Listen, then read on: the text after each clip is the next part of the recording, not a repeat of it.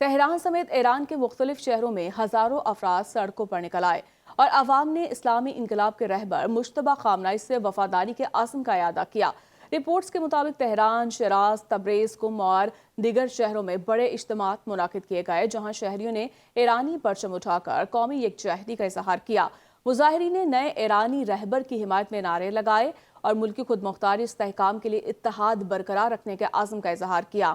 ایرانی میڈیا کے مطابق ریلیوں میں طلباء، علماء، خواتین اور بزرگ شہریوں سمیت مختلف شعبۂ زندگی سے تعلق رکھنے والے افراد نے شرکت کی۔ اہم خبر شامل کریں گے۔ وزیراعظم شہباز شریف 4 روزہ دورہ چین پر روانہ ہو گئے۔ وزیر آئی ٹی شہزاد فاطمہ اور وفاقی وزیر اطلاعات عطا تارڑ بھی وزیراعظم کے ہمراہ ہیں۔ وزیر اعظم معروف چینی کمپنیوں کے سربراہان سے بھی ملاقات کریں گے۔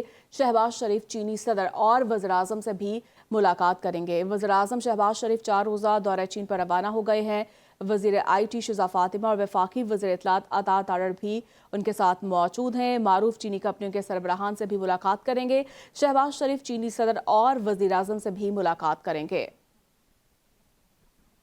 خطے میں کشیدگی کے خاتمے اور سفارتی حل کے فروغ کے لیے پاکستان کی کوششیں جاری ہیں۔ ایرانی میڈیا کے مطابق تہران میں وزیر داخلہ کی ایرانی وزیر خارجہ عباس عراقچی سے ایک بار پھر ملاقات ہوئی، جس میں جاری تنازع کے حل سے متعلق مختلف تجاویز اور سفارتی امور پر تبادلہ خیال کیا گیا۔ دونوں رہنماؤں نے خطے کی موجودہ صورتحال، امن کوششوں اور مذاکراتی عمل کو آگے بڑھانے سے متعلق امور پر بھی گفتگو کی ہے۔ دونوں رہنماؤں نے قیام امن کے طریقہ کار پر غور کیا۔ عباس عراقچی کے علاوہ وزیر داخلہ نے تہران میں ایرانی ہم منصب سکندر مومنی سے بھی دوبارہ ملاقات کی۔ وفاقی وزیر داخلہ محسن نقوی کا سعودی ہم منصب شہزادہ عبدالعزیز بن سعود سے ٹیلی فونک رابطہ ہوا ہے، جس میں دونوں وزراء خارجہ نے پاک سعودی تعلقات سمیت باہمی امور پر تبادلہ خیال کیا۔ گفتگو کے دوران پاکستان اور سعودی عرب کے درمیان دو طرفہ سیکیورٹی کے تعاون اور فروغ کے پہلوؤں کا جائزہ لیا گیا۔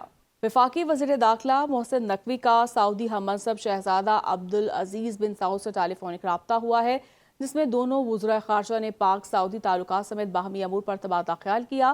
گفتگو کے دوران پاکستان اور سعودی عرب کے درمیان دو طرفہ سیکیورٹی کے تعاون اور فروغ کے پہلوؤں کا جائزہ لیا گیا۔ امریکی صدر ڈونلڈ ٹرمپ نے وائٹ ہاؤس میں تقریب سے خطاب کرتے ہوئے ایک بار پھر دعویٰ کیا کہ ایران معاہدہ کرنے کے لیے بیتاب ہے۔ ایران کے پاس جوہری ہتھیار نہیں ہونے چاہیے۔ ہمارے پاس دنیا کی سب سے بڑی فوج ہے۔ ایران کو سخت نقصان پہنچایا۔ ہمارے پاس دوسرا کوئی آپشن نہیں تھا۔ ایران کے ساتھ وہی کیا جو وینزویلا کے ساتھ کیا تھا۔ انہوں نے کہا کہ مہنگائی کو روکنا چاہتے ہیں۔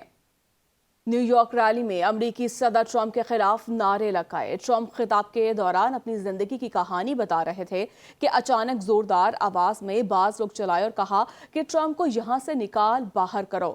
تقریر کے دوران کئی بار لوگوں نے ٹرمپ کے خلاف آواز بلند کرنے کی کوشش کی۔ ایک بار ٹرمپ بولے کہ جاؤ گھر، میں اپنی ماں کے پاس جاؤں۔ پھر کسی کو حکم دیا کہ تقریر کے دوران مداخلت کرنے والے اس شخص کو گھر میں اس کی ماں کے پاس لے کر جاؤ۔ کچھ دیر انتظار کیا، پھر بولے کہ اس شخص کی ماں یہ سب کچھ ٹی وی پر دیکھ رہی ہے اور اسے انجوائے کر رہی ہے۔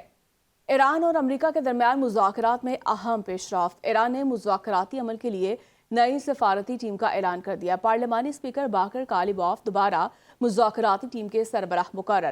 بات چیت کے عمل کی قیادت کریں گے۔ ایرانی وزارت خارجہ کے ترجمان اسماعیل بقائی مذاکراتی ٹیم کے ترجمان ہوں گے۔ ایرانی میڈیا کے مطابق مذاکراتی ٹیم کا نام مینا 168 رکھا گیا ہے۔ ایران کے وزیر خارجہ عباس عراقچی نے اقوام متحدہ کے سیکریٹری جنرل اینٹونی گوتریس سے گفتگو میں کہا کہ امریکہ کے ضرورت سے زیادہ مطالبہ جاری امن مذاکرات میں سب سے بڑی رکاوٹ ہے۔ ایرانی میڈیا کے مطابق عباس عراقچی کا کہنا تھا کہ امریکہ ماضی میں وعدہ خلافی، متضاد موقف اور فوجی جارحیت کے ذریعے سفارتی عمل کو نقصان پہنچاتا رہا ہے۔ تاہم ایران پاکستان کی ثالثی میں ہونے والے مذاکرات میں سنجیدگی سے شریک ہے۔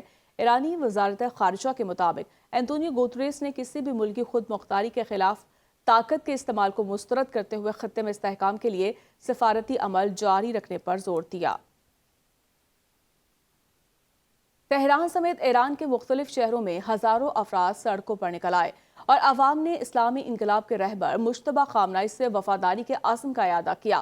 رپورٹس کے مطابق تہران، شیراز، تبریز، قم اور دیگر شہروں میں بڑے اجتماعات منعقد کیے گئے، جہاں شہریوں نے ایرانی پرچم اٹھا کر قومی یکجہتی کا اظہار کیا۔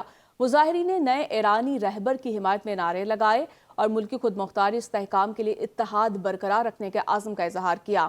ایرانی میڈیا کے مطابق ریلیوں میں طلباء، علماء، خواتین اور بزرگ شہریوں سمیت مختلف شعبۂ زندگی سے تعلق رکھنے والے افراد نے شرکت کی۔